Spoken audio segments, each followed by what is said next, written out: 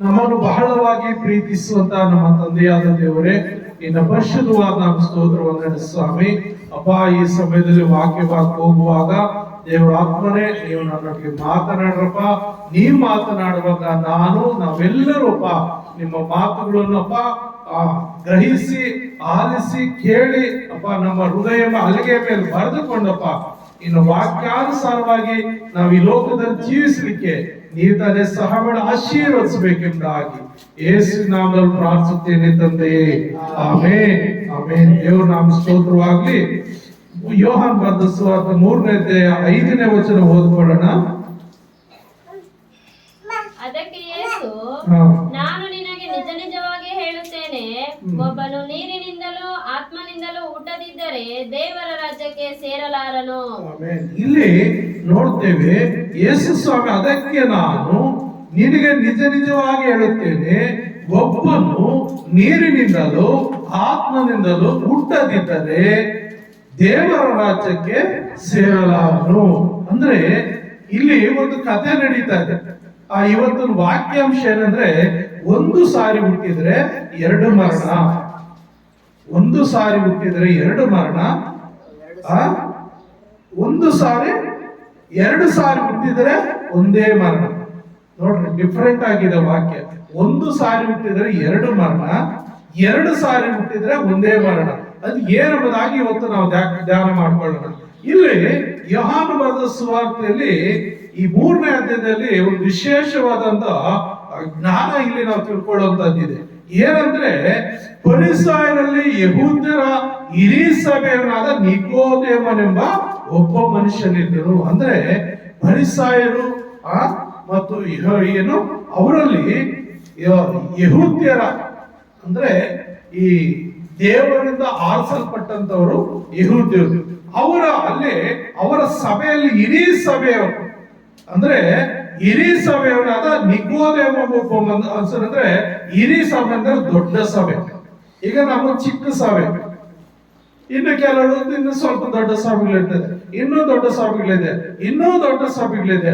ಹಾಗೆ ಒಬ್ಬ ದೊಡ್ಡ ಸೇವಕ ಯೆಹೂದ್ಯರಿಗೆ ಹಲವಾರು ವರ್ಷ ಸುವಾರ್ತೆ ಬೋಧನೆ ಮಾಡಿದಂತ, ದೇವರ ಬಗ್ಗೆ ತಿಳಿಸಿದಂತ ಒಬ್ಬ ಹಿರೀ ಸಭೆಯನಾದಂತ ಒಬ್ಬ ದೊಡ್ಡ ಸೇವಕ ಒಂದು ರಾತ್ರಿ ಯೇಸು ಸ್ವಾಮಿ ಒಂದು ಮನೆಯಲ್ಲಿ ಕುತ್ಕೊಂಡು ಸುವಾರ್ತೆ ಸಾರುವಾಗ, ಒಂದು ಮನೆಯಲ್ಲಿ ಆ ಸುವಾರ್ತೆ ಸಾರುವಂತ ಸಂದರ್ಭದಲ್ಲಿ ಯೇಸು ಸ್ವಾಮಿ ಹತ್ರ ಬಂದು ಆತನ ಏನ್ ಕೇಳ್ತಾ ಇದ್ದಾನೆ ಅಂದ್ರೆ,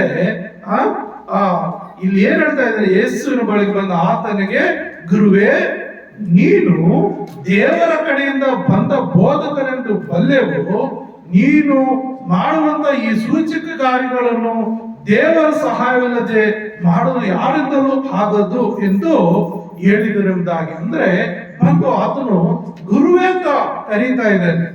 ಅಂದ್ರೆ ಅದನ್ ಗೊತ್ತಾಗಿದೆ, ಈ ಯೇಸು ಅನ್ನೋ ವ್ಯಕ್ತಿ ದೇವರ ಕಡೆಯಿಂದಾನೆ ಬಂದಿರೋದು, ದೇವರು ಕಳಿಸಿಕೊಟ್ಟಂತ ವ್ಯಕ್ತಿ ಆಗಿದ್ದಾನೆ, ಆ ದೇವರ ಪ್ರತಿಸ್ವರೂಪನಾಗಿದ್ದಾನೆ, ದೇವರ ಏಕೈಕ ಮಗನಾಗಿದ್ದಾನೆ ಅಂತ ಅದನ್ನು ಗೊತ್ತು. ಅದಕ್ಕೆ ಗುರುವೇ ಅಂತ ಯಾರೋ ಅದನ್ನು ಯೇಸು ಸ್ವಾಮಿ ಒಂದು 30 ವರ್ಷ ವಯಸ್ಸಿನವರು. ಈ ನಿಕೋದೇಮ ಎಂಬ ಆತನು ವಯಸ್ಸಾದಂತ ಮುದುಕ. ಹಿರೀ ಸಭೆ ಅಂದ್ರೆ ದೊಡ್ಡ ಸಭೆ ಸೇವಕ, ಅಂದ್ರೆ ಆತನ ವಯಸ್ಸಲ್ಲಿ ಕೂಡ ತುಂಬಾ ದೊಡ್ಡವನಾಗಿರ್ತಾನೆ. ಆ ದೊಡ್ಡ ಸೇವಕ ಯೇಸು ಸ್ವಾಮಿಯನ್ನ ಏನ್ ಮಾಡ್ತಾನೆ, ಗುರುವೇ ಅಂತ ಕರೀತಾ ಇದ್ದಾನೆ. ಅಂದ್ರೆ ಗೌರವ ಕೊಡ್ತಾ ಇದ್ದಾನೆ, ದೇವರ ಮನುಷ್ಯನು ಎಂಬುದಾಗಿ ಆತನಿಗೆ ಗೌರವ ಕೊಟ್ಟು ಏನ್ ಹೇಳ್ತಾ ಇದ್ದಾನೆ ಅಂದ್ರೆ, ನೀನು ದೇವರ ಕಡೆಯಿಂದ ಬಂದವನೆಂದು ಬಲ್ಲೆವು, ನೀನು ಮಾಡುವಂತ ಈ ಸೂಚಕ ಕಾರ್ಯಗಳನ್ನು ದೇವರ ಸಹಾಯ ಇಲ್ಲದೆ ಯಾರಿಂದಲೂ ಮಾಡೋದಕ್ಕೆ ಆಗೋದಿಲ್ಲ. ಅಂದ್ರೆ ಏನು ಸೂಚಕ ಕಾರ್ಯ ಮಾಡ್ತಾ, ಅನೇಕ ಅದ್ಭುತ ಕಾರ್ಯ ದೇವರು ಮಾಡ್ತಾ ಇದ್ದ, ಸತ್ತವ್ರನ್ನ ಎಬ್ಬಿಸ್ತಾ ಇದ್ದ. ಆ ದೆವ್ವಗಳಿಂದ ಸುಮ್ಮನೆ ಯೇಸು ಸ್ವಾಮಿ ನೋಡಿದ್ರೆ ಸಾಕು, ಯೇಸು ಮುಟ್ಟಿದ್ರೆ ಸಾಕು, ಹೋಗು ಅಂತ ಹೇಳಿದ್ರೆ ಸಾಕು, ಬಿಟ್ಟು ಹೋಗ್ತಾ ಇತ್ತು. ಅನೇಕ ಅದ್ಭುತಗಳು ನಡೀತಾ ಇತ್ತು ಅಲ್ಲಿ. ಅನೇಕ ಅದ್ಭುತ ಕಾರ್ಯಗಳು ನಡೀತಾ ಇತ್ತು. ಆದ್ರಿಂದ ಪ್ರಿಯರೇ, ಅಲ್ಲಿ ಏನಾಗುತ್ತಂದ್ರೆ ಆತನು ಯೇಸು ಸ್ವಾಮಿ ಹತ್ರ ಬಂದು, ನೀನು ದೇವರ ಸಹಾಯದಿಂದ ಏನು ಮಾಡಕ್ಕಾಗಲ್ಲ, ದೇವರ ಸಹಾಯದಿಂದಲೇ ಇವೆಲ್ಲ ಮಾಡ್ತಾ ಇದೆ ಅಂತ ಹೇಳುವಂತ ಸಂದರ್ಭದಲ್ಲಿ ಯೇಸು ಆತನ್ಗೆ ಹೇಳ್ತಾ ಇದ್ದಾನೆ, ನಾನು ನಿಜವಾಗಿ ಹೇಳುತ್ತೇನೆ, ಒಬ್ಬನು ಹೊಸದಾಗಿ ಹುಟ್ಟದಿದ್ದರೆ ಅವನು ದೇವರ ರಾಜ್ಯವನ್ನು ಕಾಣಲಾರನು ಅಂದನು. ಅಂದ್ರೆ ಒಬ್ಬನು ಹೊಸದಾಗಿ ಹುಟ್ಟಬೇಕು. ನಾನು ಆಗ್ಲೇ ಹೇಳಿದ್ನಲ್ಲ ಟೈಟಲ್, ಒಂದು ಸಾರಿ ಹುಟ್ಟಿದ್ರೆ ಎರಡು ಮರಣ. ಏನು ಒಂದು ಸಾರಿ ಹುಟ್ಟಿದ್ರೆ ಎರಡು ಮರಣ? ಒಂದು ಸಾರಿ ಹುಟ್ಟಿದ್ರೆ ಎರಡು ಮರಣ ಏನಂತ ನೋಡುವಾಗ, ಒಂದು ಸಾರಿ ತಾಯಿ ಗರ್ಭದಲ್ಲಿ ಹುಟ್ತೀವಿ, ಮತ್ತೆ ಶಾರೀರಿಕವಾಗಿ ಸತ್ತು ಹೋಗ್ತೀವಿ, ಒಂದು ಮರಣ ಆಯ್ತಾ. ಇನ್ನೊಂದು ಮರಣ ದೇವರ ರಾಜ್ಯ, ದೇವರು ಬಂದಾಗ ನಮ್ಮನ್ನೆಲ್ಲ ಮೇಲೆ ಕೆತ್ತಲ್ಪಟ್ಟಾಗ ಆ ಪಾಪಿಗಳು ಎಬ್ಬಿಸಲ್ಪಡ್ತಾರೆ, ಪರಿಶುದ್ಧರು ಎಬ್ಬಿಸಲ್ಪಡ್ತಾರೆ. ಪರಿಶುದ್ಧರೆಲ್ಲ ದೇವರ ಬಲಗಡೆಯಲ್ಲಿ ಹೋಗ್ಬಿಡ್ತಾರೆ, ಪಾಪಿಗಳಿಗೆಲ್ಲ ನ್ಯಾಯ ತೀರ್ಪಾಗ್ತದೆ. ಅವ್ರು ಮಾಡಿದ ಅವರೆಲ್ಲ ಪ್ರತಿಯೊಂದು ಪಾಪಕ್ಕೆ ಏನಾಗುತ್ತಂದ್ರೆ ಶಿಕ್ಷೆ ವಿಧಿಸಲ್ಪಡ್ತದೆ. ಆ ಯಾವ ಶಿಕ್ಷೆ? ಅದು ನರಕದ ಶಿಕ್ಷೆ, ಅದು ನಿತ್ಯ ಮರಣ. ಅದಕ್ಕೆ ಶಾರೀರಿಕವಾಗಿ ಸಾಯ್ತಾನೆ ಮತ್ತು ಅವನು ಆತ್ಮಿಕವಾಗಿ ಸಾಯ್ತಾನೆ. ಎರಡು ಸಾವುಗಳು ಒಬ್ಬ ಮನುಷ್ಯನಿಗಿದೆ.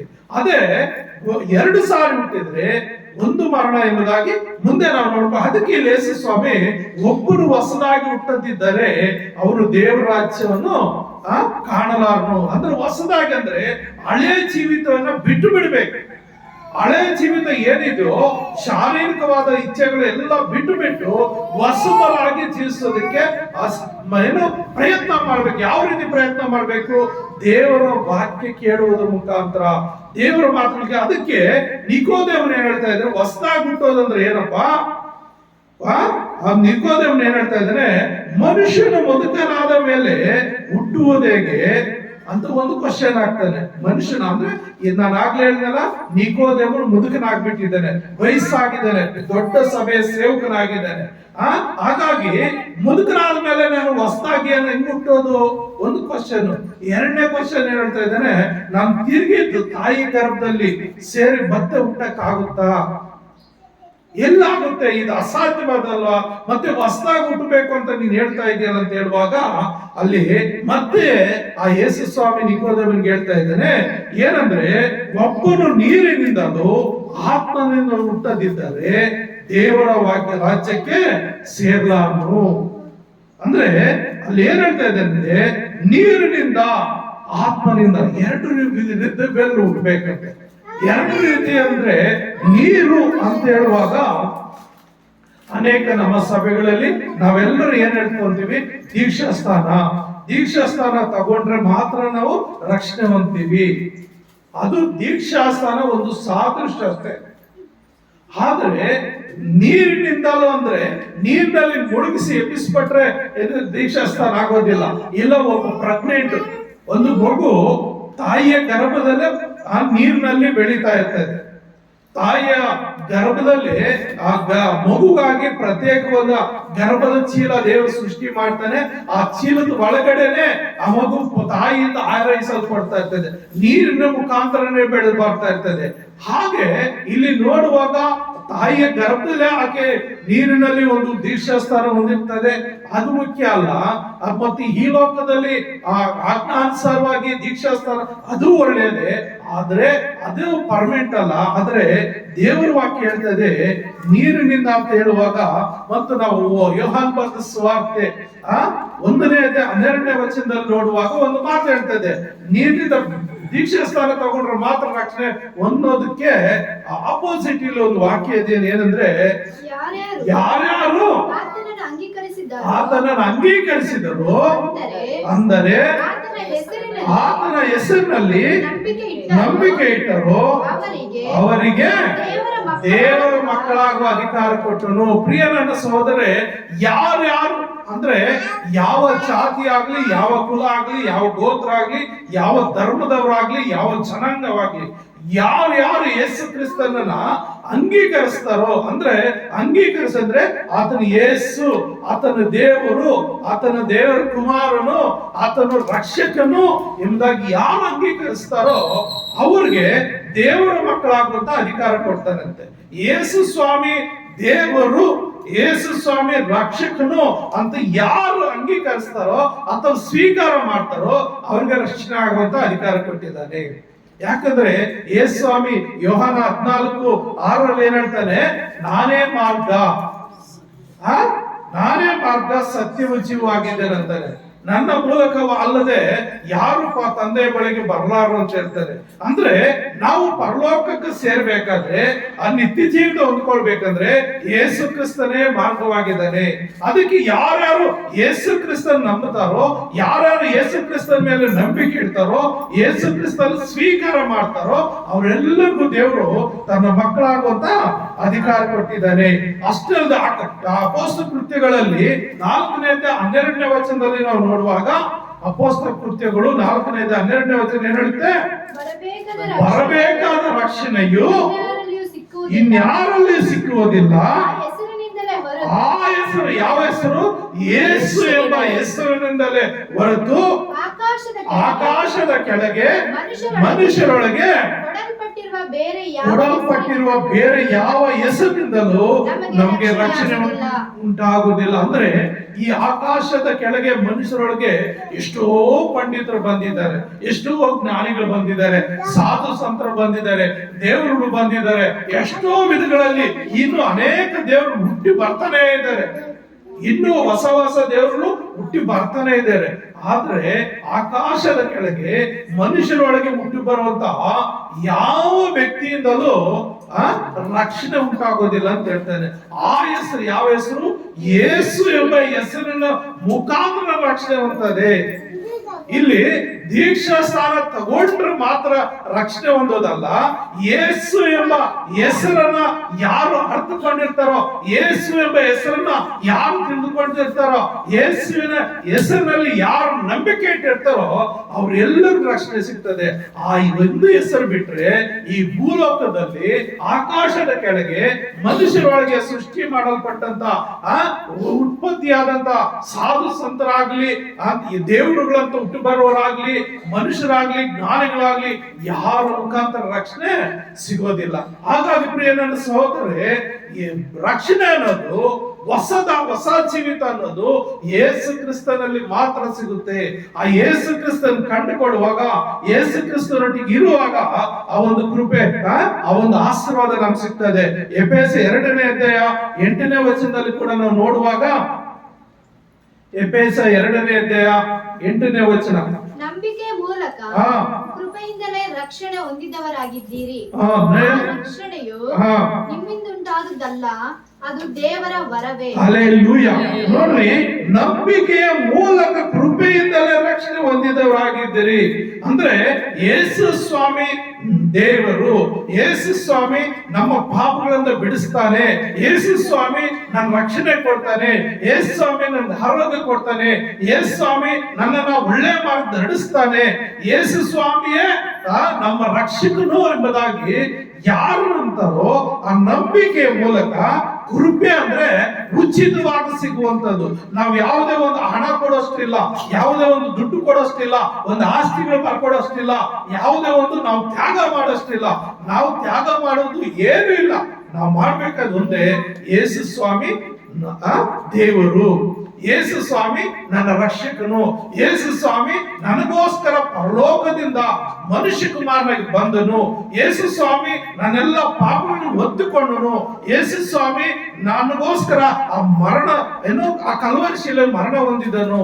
ಅಷ್ಟೇ ಅಲ್ಲದೆ ಯೇಸು ಸ್ವಾಮಿ ನನ್ನೆಲ್ಲ ಪಾಪಗಳನ್ನು ಗೆದ್ದು ಮೃತ್ಯುಂಜಯನಾಗಿ ಎದ್ದು ಬಂದು ಆತನ ಜೀವಿಸುವ ಆತನಾಗಿದ್ದಾನೆ ಎಂಬುದಾಗಿ ಯೇಸುವಿನ ಮೇಲೆ ನಂಬಿಕೆ ಇಟ್ಟರೆ ಆ ಒಂದು ಕೃಪೆ ಅಂದ್ರೆ ಉಚಿತವಾಗಿ ನಮ್ಗೆ ರಕ್ಷಣೆ ಸಿಗ್ತದೆ. ಅಲ್ಲಿ ಯಾವುದೇ ಕ್ರಯ, ನಾವು ಯಾವುದೇ ಒಂದು ಬೆಲೆ ತೆತ್ತುವ ಅವಕಾಶ ಇಲ್ಲ. ಹಾಗಾಗಿ ಇನ್ನೊಂದು ವಾಕ್ಯ ಹೇಳ್ತದೆ, ರೋಮ 10:13 ಏನ್ ಹೇಳ್ತದೆ ಅಂದ್ರೆ, ಕರ್ತನ ನಾಮವನ್ನು ಹೇಳಿಕೊಳ್ಳುವರೆಲ್ಲರಿಗೂ ರಕ್ಷಣೆ ಆಗುವುದೆಂದು ಬರ್ತದೆ.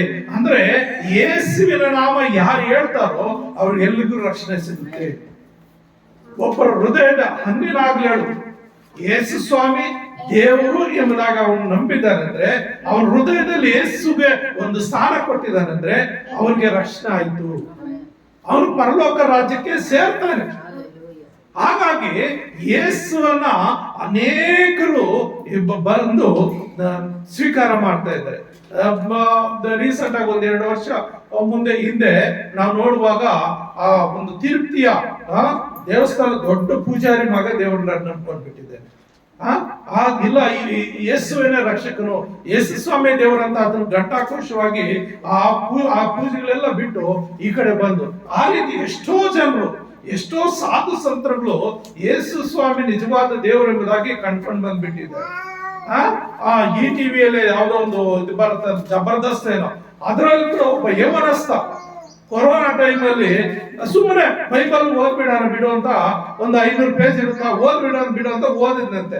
ಸುಮ್ಮನೆ ಬೇಜಾರಿಗೆ ಮನೆಯಲ್ಲಿ ಏನ್ ಮಾಡ್ಬೇಕಂತ ಓದಿದ್ರೆ ಈ ಪುಸ್ತಕದಲ್ಲೇ ಈ ಒಂದು ವಾಕ್ಯದಲ್ಲಿ ಯೇಸು ಸ್ವಾಮಿ ಇದ್ದಾನೆ, ನಿಜವಾಗ್ಲೂ ಯೇಸು ಸ್ವಾಮಿ ಇದರಲ್ಲಿ ನಾವು ಮಾಡೋದೆಲ್ಲ ಪಾಪದ ಕಾರ್ಯಗಳೇ ಅಂತೇಳಿ ಅವನ ಎಷ್ಟೋ ದುಡ್ಡು ಸಂಪಾದನೆ ಮಾಡುವಂತ ಆ ಡ್ಯಾನ್ಸರ್ ಅವನು ಎಲ್ಲ ಬಿಟ್ಟು ಬಂದು ಇವಾಗ ಯೇಸು ಸ್ವಾಮಿ ಸ್ವಾರ್ಥ ಸಾಕ್ತಾ ಇದೆ.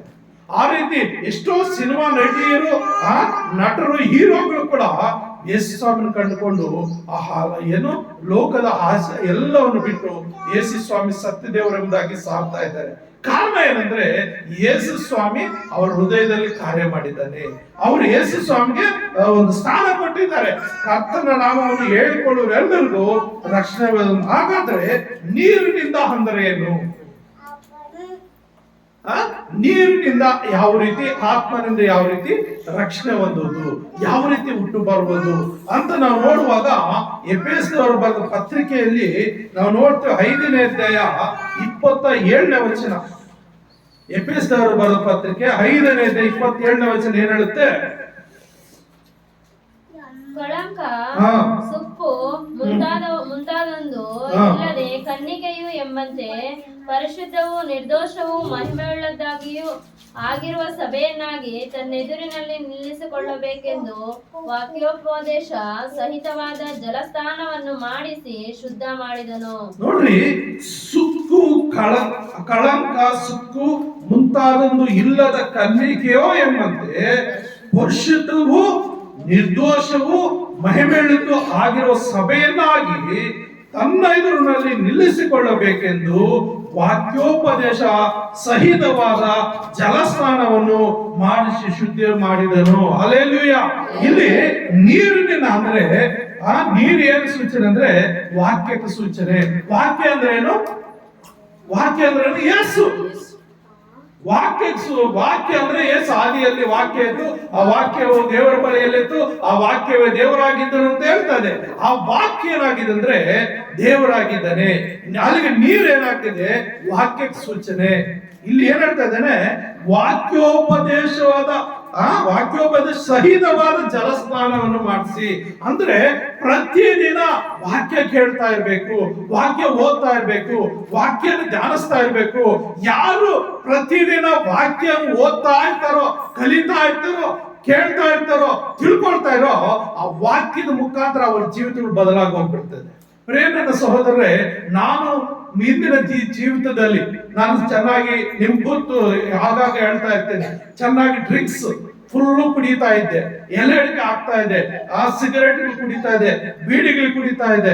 ನನ್ನನ್ನ ನಡೆಸಿದಂತ ನಮ್ಮ ಸೇವಕರು, ನಮ್ಮ ಅಯ್ಯ, ಅವ್ರು ಏನ್ ಮಾಡ್ತಾ ಇದ್ರು, ಬಂದು ಏನ್ ಮಗ ಚೆನ್ನಾಗಿದೆ ಅಂತ ಭುಜದ ಮೇಲೆ ಕೈ ಇಕ್ಕಿ ಜೋಬಲ್ಲಿ ಕೈ ಹಾಕ್ತಾ ಇದ್ದೆ.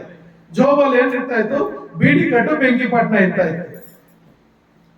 ಅವರು ತಗೊಂಡು ಎಷ್ಟು ಕುಡ್ದೆ ಮಗ ಇವತ್ತು ಅಂತ ನಾನ್ ನಕ್ಕೊಂಡು, ಇಲ್ಲ ಸರ್ ಅಂದ್ರೆ, ಕುಡಿ ಮಗನೆ, ನೀನ್ ಕುಡಿ ಮಗನೆ. ಮತ್ತೆ ಆತನ ಮುರಿತಾ ಇರ್ಲಿಲ್ಲ, ಬಿಸಾಕ್ತಾ ಇರ್ಲಿಲ್ಲ. ಕುಡಿ ಮಗನ ಎಷ್ಟು ದಿವಸ ಕುಡಿತೀಯ ನೋಡೋಣ ಅಂತೇಳಿ ಮತ್ತೆ ವಾಪಸ್ ಇಡ್ತಾ ಇದ್ದ. ಮತ್ತು ಪ್ರಾರ್ಥನೆ ಮಾಡ್ತಾ ಇದ್ದ. ಯಾವಾಗ್ಲೂ ಯೇಸು ಬಗ್ಗೆ ನಮ್ಗೆ ಬೋಧನೆ ಮಾಡ್ತಾ ಇದ್ದ. ಯಾವಾಗ್ಲೂ ಯೇಸು ಬಗ್ಗೆ, ಯೇಸು ಮಾಡಿದ ಕಾರ್ಯಗಳೆಲ್ಲ ಬೋಧನೆ ಮಾಡ್ತಾ ಇದ್ದ.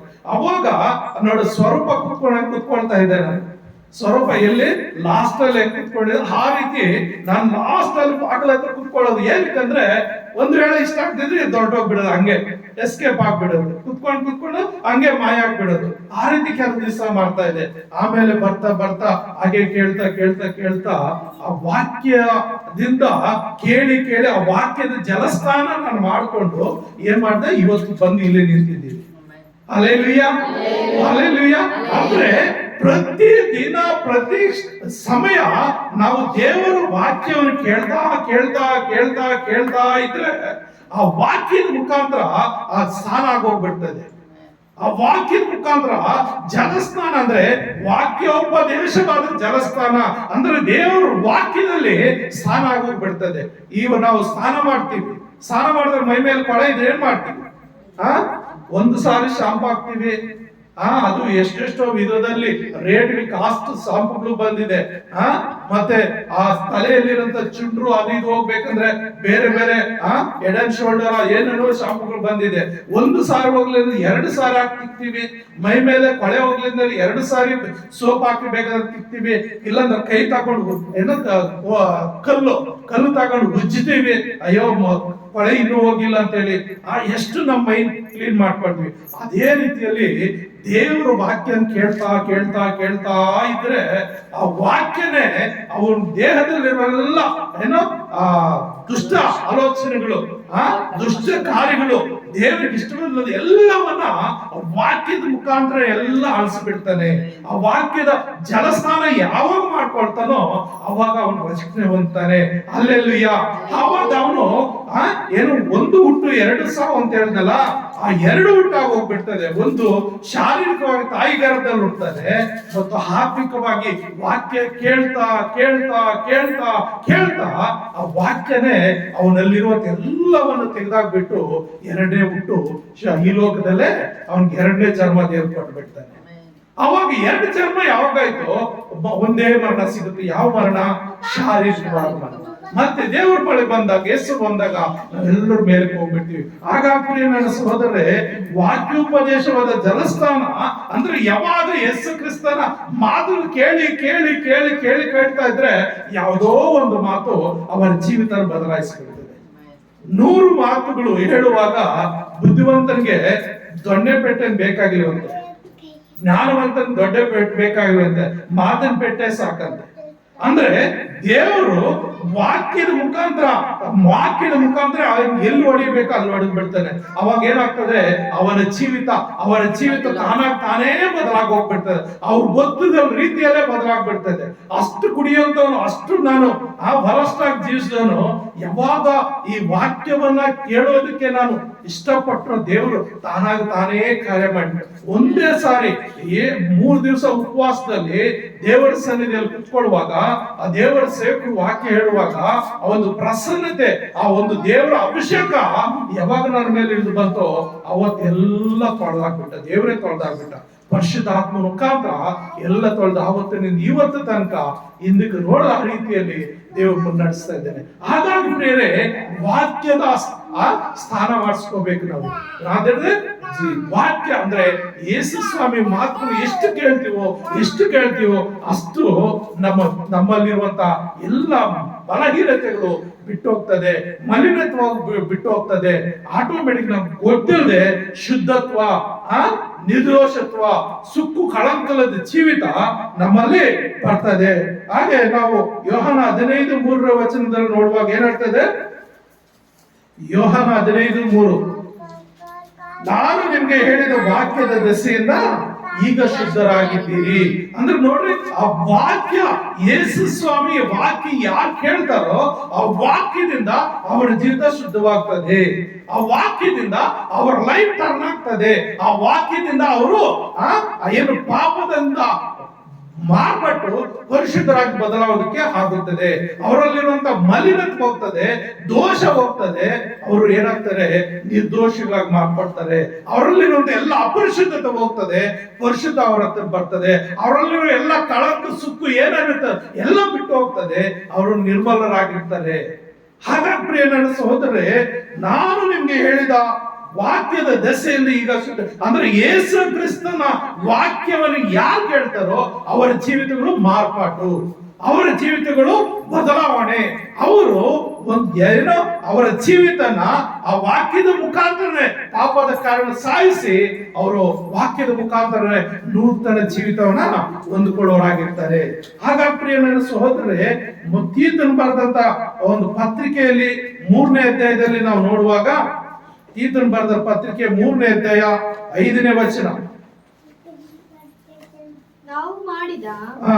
ಪುಣ್ಯ ಕ್ರಿಯೆಗಳ ನಿಮಿತ್ತದಿಂದಲ್ಲ, ಹಾ. ಆತನು ಕರುಣೆಯಲ್ಲಿಯೇ ಪುನರ್ಜನ್ಮವನ್ನು ಸೂಚಿಸುವ ಸ್ಥಾನದ ಮೂಲಕವಾಗಿ ಪವಿತ್ರಾತ್ಮನು ನಮ್ಮಲ್ಲಿ ನೂತನ ಸ್ವಭಾವವನ್ನು ಉಂಟು ಮಾಡುವುದರ ಮೂಲಕವಾಗಿ ಆತ ನಮ್ಮನ್ನು ರಕ್ಷಿಸಿದನು. ನೋಡ್ರಿ, ಆತನ ಕರುಣೆಯಲ್ಲಿಯೇ ಅಂದರೆ ಅದಕ್ ಮೇಲೆ ನಾವು ಮಾಡಿದ ಪುಣ್ಯ ಕ್ರಿಯೆಗಳ ನಿಮಿತ್ತದಿಂದಲ್ಲ, ಅಂದ್ರೆ ನಾವು ಮಾಡಿದ ಪುಣ್ಯ ಕಾರ್ಯ ನಿಮಿತ್ತ ನಮ್ಗೆ ರಕ್ಷಣೆ ಸಿಗೋದಿಲ್ಲ, ನಮ್ಮ ಪಾಪ ಪರಿಹಾರ ಆಗೋದಿಲ್ಲ, ನಮ್ಮ ದೋಷಗಳ ಪರಿಹಾರ ಆಗೋಲ್ಲ, ನಮ್ಮ ಜೀವಿತ ಬದಲಾಗೋದಿಲ್ಲ.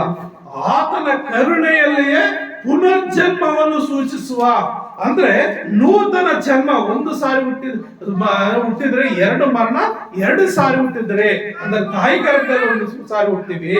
ಆತ್ಮಿಕವಾಗಿ ಪುನರ್ಜನ್ಮವನ್ನು ಸೂಚಿಸುವ ಸ್ಥಾನದ ಮೂಲಕ, ಅಂದ್ರೆ ಆ ವಾಕ್ಯವನ್ನು ಕೇಳೋದ್ರ ಮೂಲಕ ಪವಿತ್ರಾತ್ಮನು ನಮ್ಮಲ್ಲಿ ನೂತನ ಸ್ವಭಾವವನ್ನು ಉಂಟು ಮಾಡುವುದರ ಮೂಲಕವಾಗಿ ಆತ ನಮ್ಮನ್ನು ರಕ್ಷಿಸಿದ. ಅಂದ್ರೆ ಹಳೇ ಜೀವಿತ ಹೋಗ್ಬಿಡ್ತದೆ, ನೂತನ ಸ್ವಭಾವ, ನೂತನ ತಲಾಂತುಗಳು, ನೂತನ ಆಶೀರ್ವಾದಗಳು, ನೂತನ ಕ್ರಿಯೆಗಳು, ಹಳೇದೆಲ್ಲ ಆ ವಾಕ್ಯದ ಮುಖಾಂತರ, ವಾಕ್ಯದ ಜಲಸ್ಥಾನ ಮುಖಾಂತರ ಅದನ್ನು ಸಮಾಧಿ ಮಾಡ್ಬಿಡ್ತೀವಿ. ಹಾಗೆ ವಾಕ್ಯದ ಜಲಸ್ಥಾನ ಮುಖಾಂತರ ಹೊಸ ಜೀವಿತ ನಮ್ಮಲ್ಲಿ ಬರ್ತದೆ. ಹಾಗಾಗಿ ನನ್ನ ಸಹೋದರರೇ, ಈ ವಾಕ್ಯದ ಜಲಸ್ಥಾನ ನೀರಿನಿಂದ ನಾವು ಸ್ನಾನ ಮಾಡಿಸ್ಕೋಬೇಕು. ಯಾಕಂದ್ರೆ ಈ ಯೋಹಾನ ಬರೆದ 1ನೇ ಪತ್ರಿಕೆಯಲ್ಲಿ, ಯೋಹಾನ 1ನೇ ಪತ್ರಿಕೆ 5ನೇ ಅಧ್ಯಾಯ 8ನೇ ಸಾರಿ ಯೋಹಾನ 8:51 ಹೋದ್ರೆ,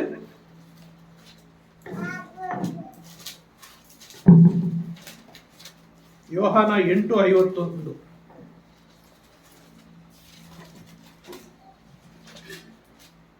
ನಿಮಗೆ ನಿಜ ನಿಜವಾಗಿ ಹೇಳುತ್ತೇನೆ, ಯಾವನಾದರೂ ನನ್ನ ವಾಕ್ಯವನ್ನು ಕೈಗೊಂಡು ನಡೆದರೆ ಅವನು ಎಂದಿಗೂ ಸಾವನ್ನು ಕಾಣುವುದಿಲ್ಲ. Amen, hallelujah, hallelujah. ನೋಡ್ರಿ, ಅಲ್ಲಿ ಏನ್ ಹೇಳ್ತಾ ಇದೆ ಅಂದ್ರೆ 8:51ರಲ್ಲಿ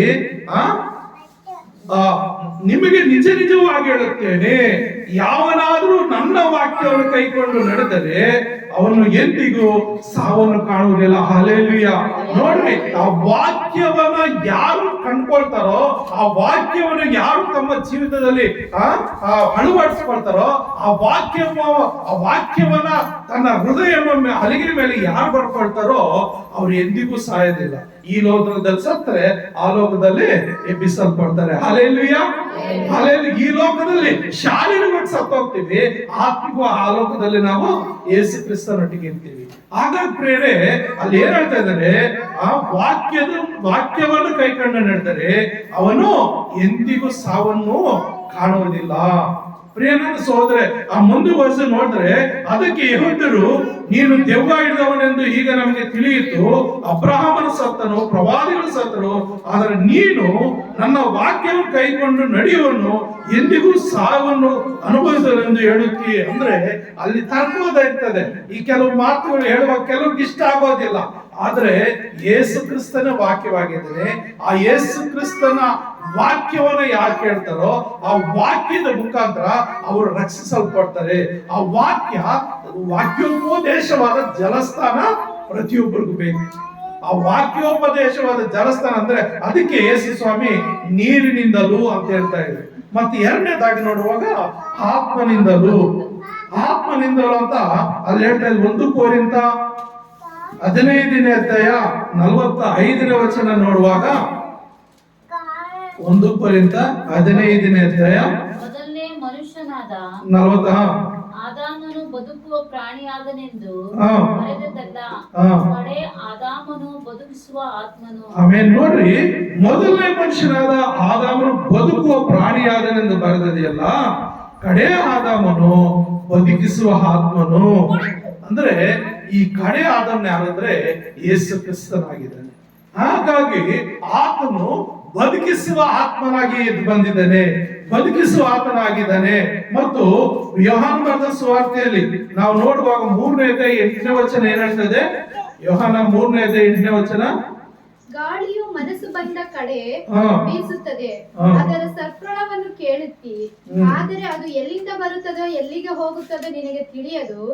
ಆತ್ಮನಿಂದ ಹುಟ್ಟಿದವರೆಲ್ಲರೂ ಅದರಂತೆ ಅಂದನು.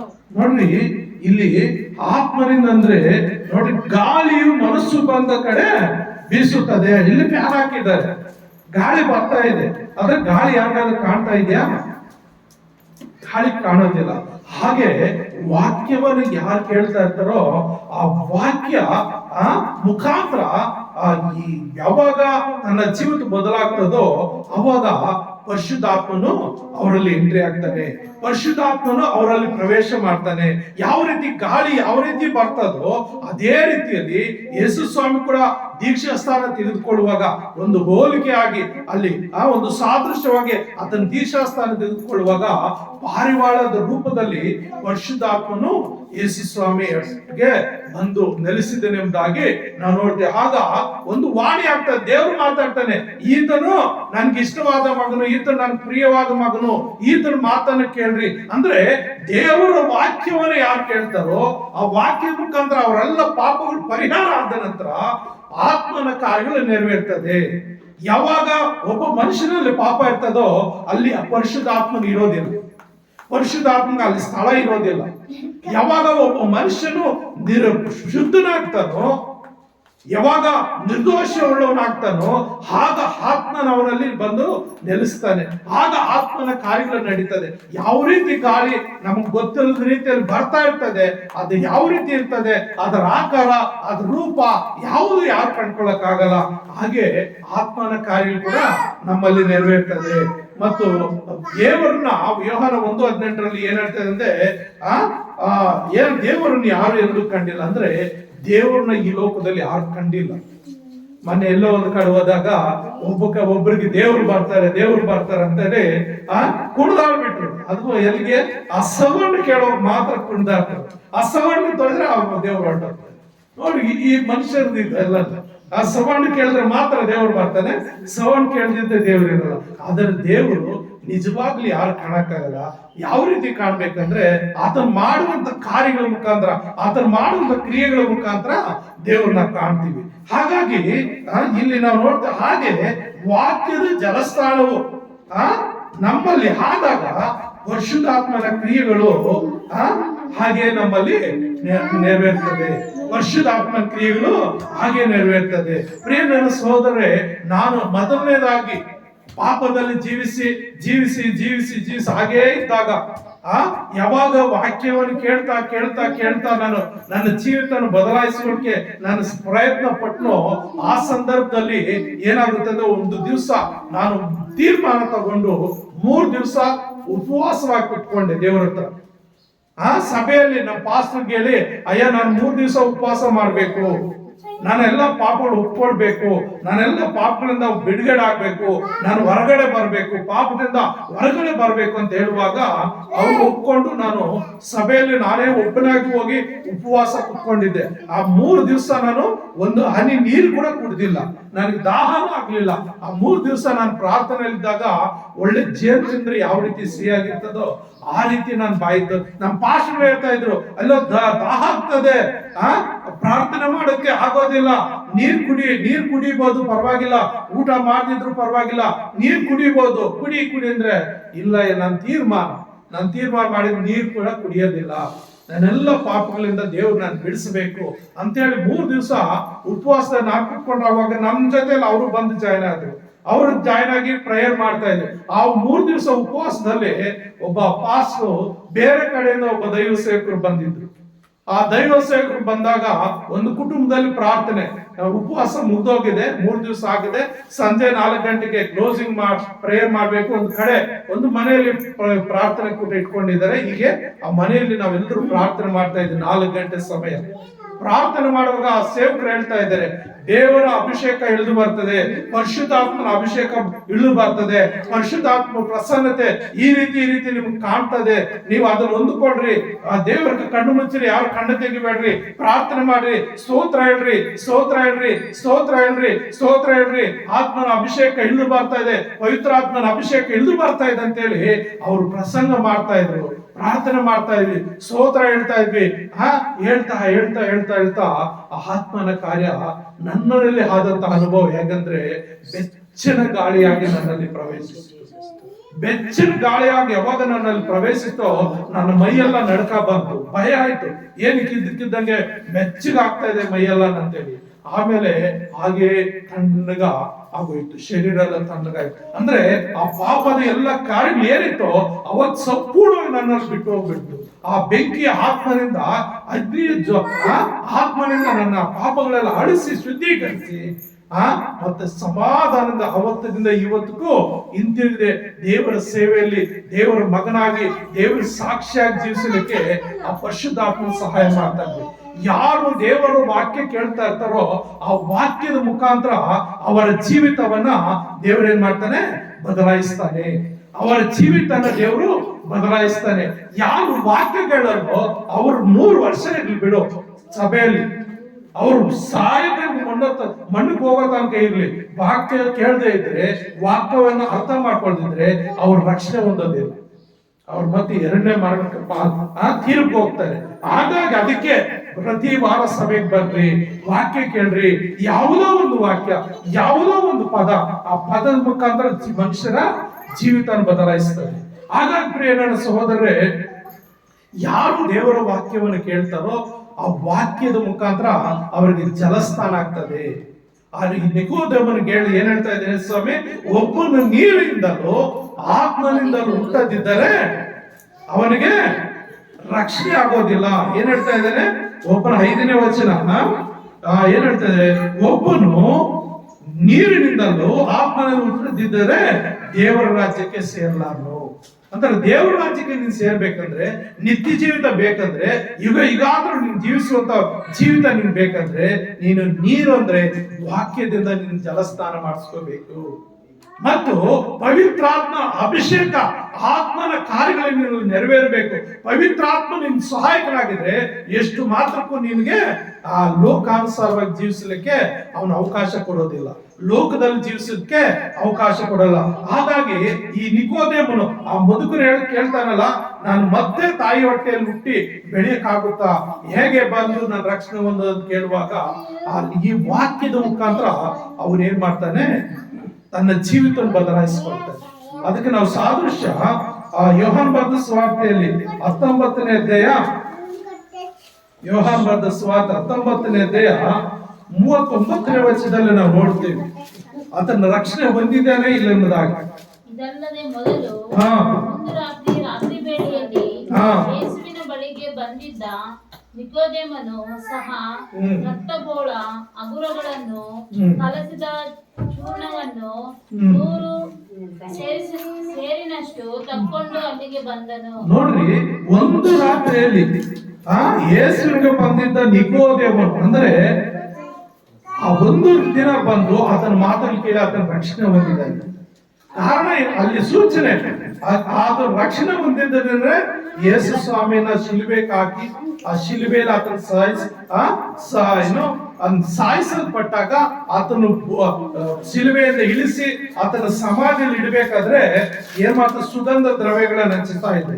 ಸುಗಂಧ ದ್ರವ್ಯಗಳನ್ನ ಚೂರ್ಣಗಳ ಆತನ ಮೈ ಮೇಲೆ ಹಚ್ಚಿ ಅದನ್ನ ಶುದ್ಧೀಕರಿಸಿ ಆ ಸುಗಂಧ ದ್ರವ್ಯಗಳಿಂದ ಲೇಪಿತ ಮಾಡಿ ಸಮಾಧಿಯಲ್ಲಿ ಇಡ್ತಾ ಇದ್ರು, ವಾಸನೆ ಬರದೇ ಇರ್ಲಿ.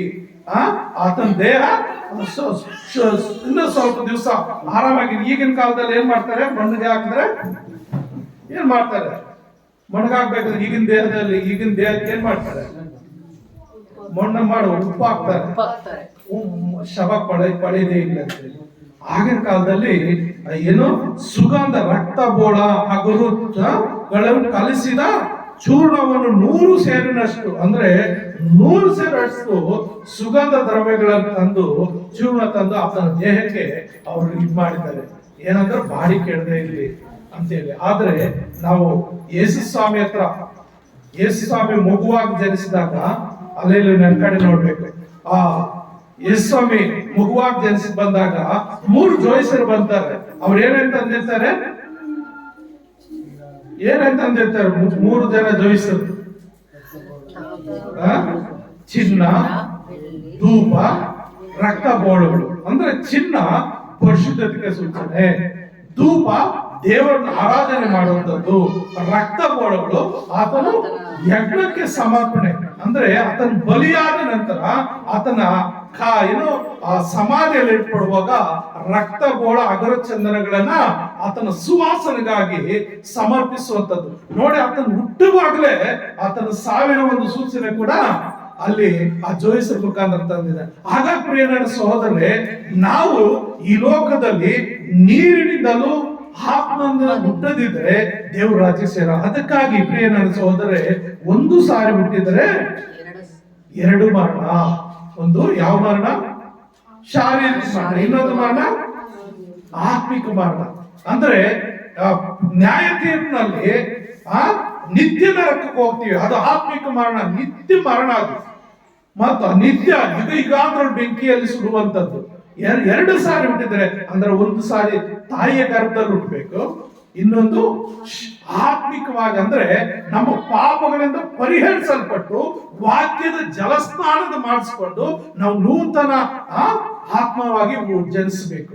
ಆ ನೂತನ ರೀತಿಯಲ್ಲಿ ನಾವು ಜನಿಸುವಾಗ ಒಂದು ಪಾಪದ ಪಾಲಿಗೆ ಸತ್ಯ ಯೇಸು ಕ್ರಿಸ್ತನ ಪುನರುತ್ಥಾನ ಯಾವ ರೀತಿ ಹೊಂದಿದನೋ ಅದೇ ರೀತಿಯಲ್ಲಿ ನಾವು ಹೊಸ ಆತ್ಮ ಉಳ್ಳವರಾಗಿ ಜನಿಸಿ ಬಂದಾಗ ನಾವು ಪರಲೋಕಕ್ಕೆ ಹೋದ್ರೆ ನಮ್ದು ನ್ಯಾಯ ತೀರ್ಪಿಲ್ಲ, ಯಾವ ಶಿಕ್ಷೆನೂ ನಮ್ಗಿರೋದಿಲ್ಲ.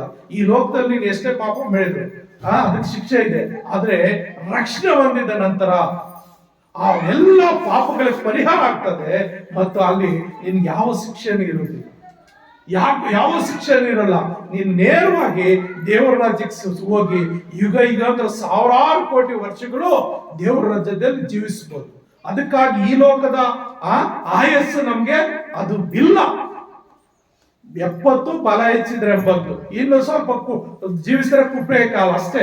ಆದ್ರ ಪ್ರಿಯ ನನ್ನ ಸಹೋದರರೇ, ದೇವರ ರಾಜ್ಯದಲ್ಲಿ ಯುಗಾಂತರ ಜೀವಿಸುವಂತ ಆ ದೇವರ ರಾಜ್ಯಕ್ಕಾಗಿ ಯೇಸು ಕ್ರಿಸ್ತನ್ ಈ ಲೋಕಕ್ಕೆ ನಮಗ್ ಬಂದಿದ್ದು ಆತನ ರಾಜ್ಯಕ್ಕೆ ಸೇರಿಸೋದಕ್ಕಾಗಿ. ಯಾಕಂದ್ರೆ ಆತನ ರೂಪ ನಮ್ಮದು, ಆತನ ಹೋಲಿಕೆ ನಮ್ಮದು, ಆತ್ಮ ನಮ್ಮಲ್ಲಿ ಇದೆ. ಹಾಗಾಗಿ ಪ್ರಿಯ ನನ್ನ ಸಹೋದರರೇ, ನಾವು ಒಂದು ಸಾರಿ ಹುಟ್ಟಿದರೆ 2 ಮರಣ. ನಮ್ಮ ಜೀವಿತದಲ್ಲಿ 2 ಮರಣ ಬೇಡ, 2 ಸಾರಿ ಹುಟ್ಟೋಣ. ಒಂದೇ ಮರಣ, ಶಾರೀರಿಕ ಮರಣ ಕೊಟ್ಟು ನಿತ್ಯ ಜೀವಿತ ಅಂದುಕೊಂಡು ಪರಲೋಕ ರಾಜ್ಯದಲ್ಲಿ ಯುಗಾಂತರಗಳು ಯೇಸು ಕ್ರಿಸ್ತನ ಜೊತೆಯಲ್ಲಿ ನಾವಿರೋಣ. ದೇವರಿ ಮಾತುಗಳಿಂದ ನಮ್ಮನ್ನು ಆಶೀರ್ವದಿಸಲಿ. ಪ್ರಾರ್ಥನೆ ಮಾಡ್ಕೊಳ್ಳೋಣ. ನಮ್ಮನ್ನು ಬಹಳವಾಗಿ ಪ್ರೀತಿಸುವಂತ ನಮ್ಮ ತಂದೆಯಾದ ದೇವರೇ, ನಿನ್ನ ಪರಿಶುದ್ಧವಾದ ನಮ್ಮ ಸ್ತೋತ್ರವಾದ ಸ್ವಾಮಿ. ಏಸಯ್ಯ, ನೀನ್ ಒಳ್ಳೆ ದೇವರು, ಒಳ್ಳೆ ಕಾಳುವಂತ ದೇವರೊಬ್ಬ. ಹೌದು ಸ್ವಾಮಿ, ಒಂದು ಸಾರಿ ಹುಟ್ಟಿದ್ರೆ 2 ಮರಣಗಳು ಸ್ವಾಮಿ. ಶಾರೀರಿಕಕ್ಕೆ ಒಂದು ಮರಣ, ಪಾಪಕ್ಕೆ ಒಂದು ಮರಣ ಸ್ವಾಮಿ. ಅದೇ 2 ಸಾರಿ ಹುಟ್ಟಿದ್ರೆ ಅಂದ್ರೆ ಒಂದು ಸಾರಿ ತಾಯಿ ಗರ್ಭದಲ್ಲಿ, 2ನೇ ಸಾರಿ ಅಪ್ಪ ವಾಕ್ಯದ ಜಲಸ್ನಾನ ಮಾಡಿಸ್ಕೊಂಡು ಸ್ವಾಮಿ ಅಪ್ಪ ಪಾಪದ ಪಾಲಿಗೆ ಸತ್ತು ಅಪ್ಪ ಯೇಸು ಕ್ರಿಸ್ತನೇ ರಕ್ಷಕನೆಂದು ನಂಬಿ ಸ್ವಾಮಿ ಅಪ್ಪ ನಿನ್ನಲ್ಲಿ ರಕ್ಷಣೆ ಹೊಂದಿ ಆತ್ಮಿಕವಾಗಿ ಜೀವಿಸುವಾಗ ಪರಲೋಕ ರಾಜ್ಯದಲ್ಲಿ ಅಪ್ಪ 2ನೇ ಒಂದು ಪುನರುತ್ಥಾನಪ್ಪ, ಹೊಸ ಜೀವಿತ ಸ್ವಾಮಿ. ಯುಗಾಂತರ ಜೀವಿಸುವಂತ ಆ ಜೀವಿತ ನಾವೆಲ್ಲರೂ ಹೊಂದಿಕೊಳ್ಳುವ ಹಾಗೆ ಈ ವಾಕ್ಯವನ್ನು ಕೇಳುವಂತ ಪ್ರಿಯ ನಿನ್ನ ಮಗಳನ್ನು, ಪ್ರಿಯ ನಿನ್ನ ಮಗನನ್ನು ಸ್ವಾಮಿ ನೀನು ಆಶೀರ್ವದಿಸಪ್ಪ. ಈ ವಾಕ್ಯದ ಜಲಸ್ನಾನ ಎಲ್ಲರ ಒಟ್ಟಿಗೆ ಆಗುವಂತೆ ಸ್ವಾಮಿ. ವಾಕ್ಯ ಕೇಳಿ ಕೇಳಿ ಕೇಳಿ ಆ ವಾಕ್ಯದ ಮುಖಾಂತರ ತಮ್ಮ ಜೀವಿತಗಳಿರುವ ಎಲ್ಲ ಪಾಪದ ಕಾರ್ಯಗಳು, ನಿನ್ ವಿರುದ್ಧವಾದ ಕಾರ್ಯಗಳು ಎಲ್ಲ ಬಿಟ್ಟು ಸ್ವಾಮಿ ಅಪ್ಪ ಅವರು ಪರಿಶುದ್ಧರಾಗಿ, ನೀತಿವಂತರಾಗಿ, ಅಪ್ಪ ರಕ್ಷಣೆ ಹೊಂದಿದವರಾಗಿ ಅಪ್ಪ 2ನೇ ಹುಟ್ಟು ಅವರಲ್ಲಿ ಬೆಳೆಸ್ಕೊಂಡು ಸ್ವಾಮಿ ನೂತನ ರಾಜ್ಯದಲ್ಲಿ ಅಪ್ಪ ನಮಗೋಸ್ಕರ ಆ ಪರಲೋಕದಲ್ಲಿ ಸಿದ್ಧ ಮಾಡಿದಂತ ಆ ನೂತನ ರಾಜ್ಯದಲ್ಲಿ ನೂತನ ಜೀವಿತ ಹೊಂದಿಕೊಳ್ಳುವ ಹಾಗೆ ಪ್ರತಿಯೊಬ್ಬೊಬ್ಬರು ನೀನು ಆಸರಿಸಿ ಕಾಪಾಡಬೇಕೆಂದು, ಪ್ರತಿಯೊಬ್ಬರ ಜೀವಿತದಲ್ಲಿ ನೀನು ಕಾರ್ಯ ಮಾಡಬೇಕೆಂಬುದಾಗಿ ಎಲ್ಲಾ ಮಹಿಮೆ, ಎಲ್ಲಾ ಘನತೆ, ಎಲ್ಲಾ ಗೌರವ ನೀನು ಸಲ್ಲಿಸುತ್ತಾ ಈಗಪ್ಪ ನಮ್ಮನ್ನು ನಾವು ತಗ್ಗಿಸಿಕೊಂಡು ಏಸಯ್ಯ ನಮ್ಮನ್ನು ನಾವು ತಗ್ಗಿಸಿಕೊಂಡು ನಿನ್ನ ನಾಮನೇ ಘನಪಡಿಸುತ್ತಪ್ಪ. ನೀ ಒಬ್ಬರೇ ಮಹಿಮೆ ಅಂದುಕೋಬೇಕೆಂಬುದಾಗಿ ಯೇಸು ಕ್ರಿಸ್ತನ ಹೆಸರಲ್ಲಿ ಪ್ರಾರ್ಥಿಸುತ್ತೇನೆ ತಂದೆ. Amen, amen, amen.